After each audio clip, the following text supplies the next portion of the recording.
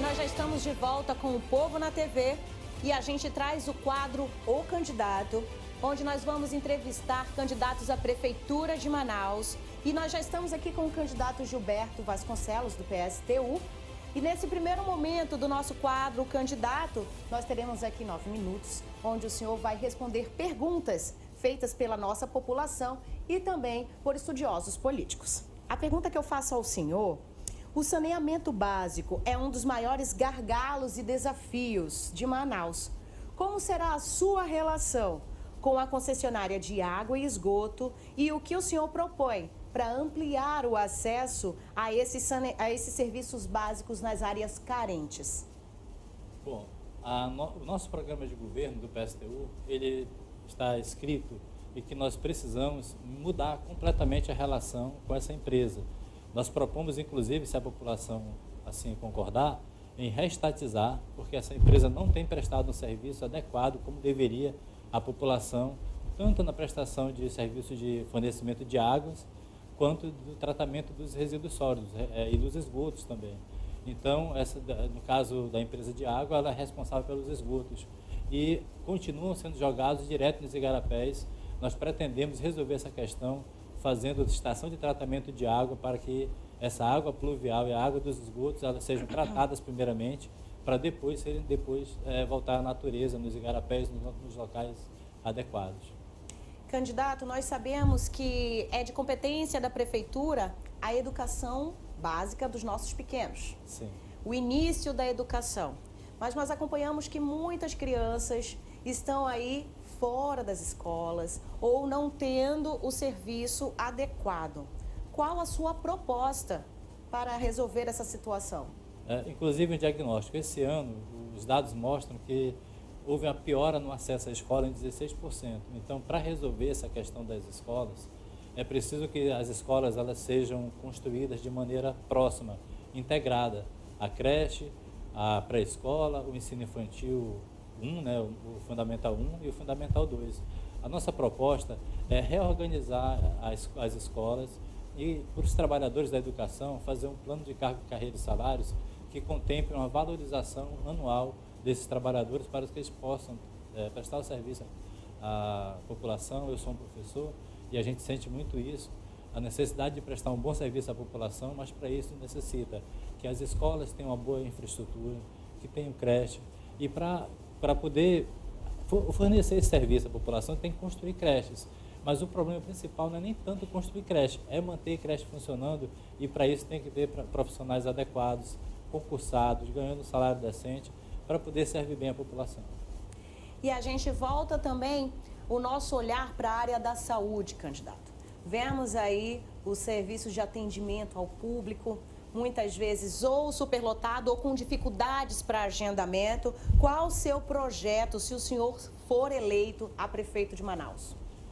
Nós pretendemos fazer com que as equipes multidisciplinares de saúde preventiva funcionem, porque muitos candidatos aparecem nessas horas dizendo que vão resolver tudo, mas se não tratar da saúde preventiva não resolve nada, porque você vai gastar muito dinheiro com saúde curativa, a população vai continuar adoecendo e não vai resolver o problema. Então é preciso utilizar bem a estrutura que já tem de saúde na Prefeitura de Manaus, mas é preciso valorizar os trabalhadores, é preciso fazer com que as equipes multidisciplinares, que estão quase todas incompletas, elas sejam completadas com profissionais adequados. É preciso fazer um plano de carreira e salário para os trabalhadores da saúde de nível médio, porque eles têm um plano muito ruim, e a partir disso é possível prestar um bom serviço à população, mas isso tudo é conjugado com um trabalho de infraestrutura.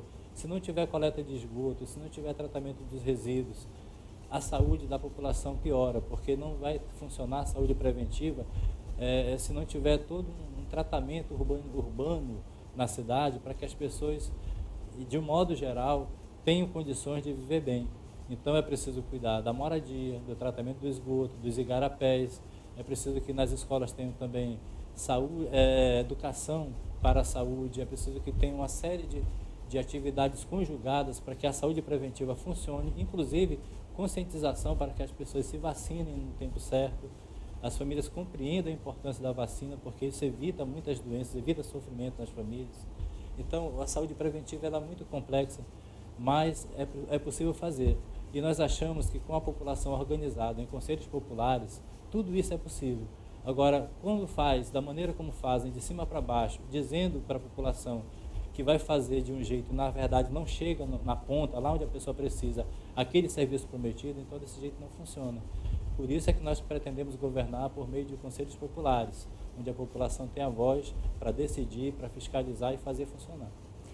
E, candidato, nós sabemos, a população sabe que além de saúde, além de educação, a população também necessita de lazer e esporte. No seu plano de governo, tem algum projeto que valorize esse setor? Olha, é necessário que as escolas sejam um dos lugares onde as pessoas pratiquem atividade física desde criancinha, de maneira organizada, orientada, mas é preciso também que nos bairros tenham lugares para a prática de esporte e lazer cuidados pela prefeitura. Por exemplo, eu cresci no bairro do São José, lá nós, para termos um campo, que formamos lá uma liga esportiva, foi preciso ocupar uma área e brigar com a prefeitura. Então a prefeitura precisa destinar áreas para prática de esporte e lazer em todos os bairros e precisa cuidar dessas áreas, garantir segurança para a população, garantir que as crianças que vão para lá não vão ser agredidas, que tenham todo o conforto e segurança para poder funcionar bem nos bairros. Então, a nossa proposta é uma proposta para a população de que a prefeitura vai ajudar a população a se organizar, oferecendo áreas para a prática de esporte e lazer, construindo áreas para skate, quadra para futebol, para a prática de basquete, campos para futebol, e é isso que nosso programa de governo prevê. Nós acompanhamos também, inclusive aqui no Povo na TV, que a nossa população sofre muito, candidato, com a segurança da nossa cidade. Quais são as suas propostas para que medidas sejam tomadas para que a nossa sociedade se sinta mais segura? Olha, o nosso programa de governo, nós pretendemos que a população governe, inclusive governe as forças de segurança. A prefeitura ela é responsável pela guarda municipal. A segurança, de um modo geral, ela é responsabilidade do governo do estado, mas o prefeito não pode abrir mão de cumprir um papel de oferecer melhor segurança para a população. E aí a gente precisa garantir ruas iluminadas, cidade urbanizada. Nós pretendemos fazer com que não haja terrenos baldios e que a população controle as forças de segurança. Eu sou contrário a armar a guarda municipal para fazer mais um papel de polícia preventiva, polícia repressiva, melhor dizendo. Eu acho que a prevenção é a melhor forma de prevenir violência. E aí, para que isso aconteça, na verdade, é preciso que a população tenha trabalho, tenha fonte de renda, porque se a população tiver fonte de renda e condições de garantir à sua família conforto, não vai haver tanta marginalização, não vai haver jovens, adolescentes sendo seduzidos pelo tráfico e, a partir daí, seduzidos para a prática de violência. Então, eu creio muito que é preciso ter um programa. A Prefeitura de Manaus tem que pensar nas pessoas de forma muito humana para que a violência diminua. Incentivar a violência com mais armamento é praticamente uma declaração de guerra civil contra a população dos bairros. A gente viu na reportagem recentemente, hoje ainda, como que a polícia faz. A polícia ela já chega de maneira violenta nos bairros. Isso, muitas vezes, é porque a própria polícia se sente insegura, porque ela não se sente acolhida pela comunidade. Então, é preciso integrar as forças de segurança com a comunidade para que esse problema de violência seja minimizado ao máximo e que o trabalho de repressão seja utilizado realmente contra naquelas situações em que não há outro caso, não há outra possibilidade, mas não tratar toda a população como sendo uma população violenta, marginalizada. A prefeitura do PSTU é uma prefeitura para o povo, para a classe trabalhadora, para a população dos bairros e para que todo mundo possa se sentir seguro. Muito bem, agora nós vamos passar a outra fase do nosso quadro. Candidato, por favor, se dirija à nossa urna, onde o senhor... Por gentileza, aquele lado ali, aquele lado. Isso mesmo, candidato. Esse é o nosso quiz. Lembrando que aqui o senhor vai tirar uma pergunta, vai sortear uma pergunta. O senhor vai falar o número e a pergunta e vai dar a sua resposta pra gente. Certo. Isso aqui, número 16, é o número do PSTU. Aqui, qual a importância do planejamento urbano para a gestão de um prefeito? Essa pergunta é excelente, porque a cidade de Manaus, ela cresce desordenadamente por falta de planejamento urbano. A importância do planejamento urbano para um prefeito é para racionalizar o gasto das verbas públicas, para organizar a vida da população, as moradias, para facilitar a coleta dos resíduos sólidos, para tratamento. O planejamento urbano, ele vai facilitar o transporte coletivo, ele vai facilitar o deslocamento das pessoas para o emprego, para o seu local de trabalho, para o retorno da sua casa.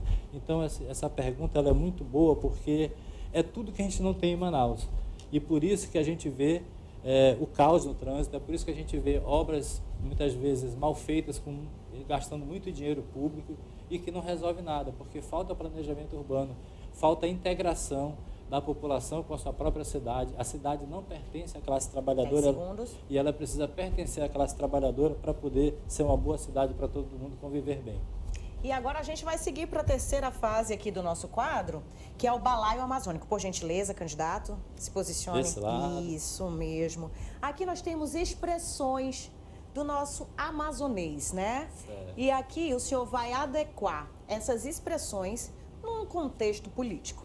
Então, o senhor pode sortear e aí dizer o número e a expressão para a gente, por gentileza. Vou começar por esse aqui. Por favor. Número 11, até o tucupi. Essa expressão é quando a situação já chegou no limite e que a pessoa não aguenta mais, ela diz, olha, aqui já está até o tucupi. Essa é uma das formas de utilizar essa expressão. E no contexto político, onde que o senhor encaixaria essa expressão?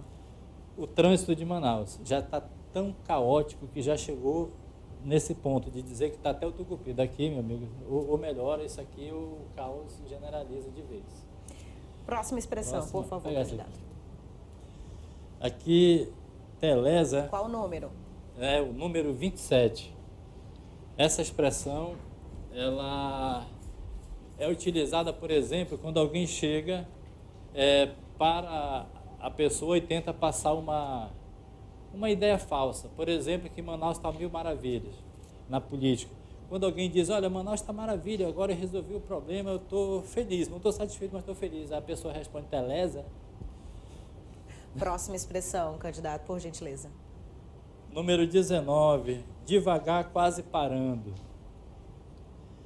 Olha, devagar, quase parando, por exemplo, é a situação da educação em Manaus. Apesar das pesquisas terem mostrado que melhorou e tal, mas para quem está dentro das escolas, fazendo a escola funcionar, sabe que as escolas, a educação está devagar, quase parando.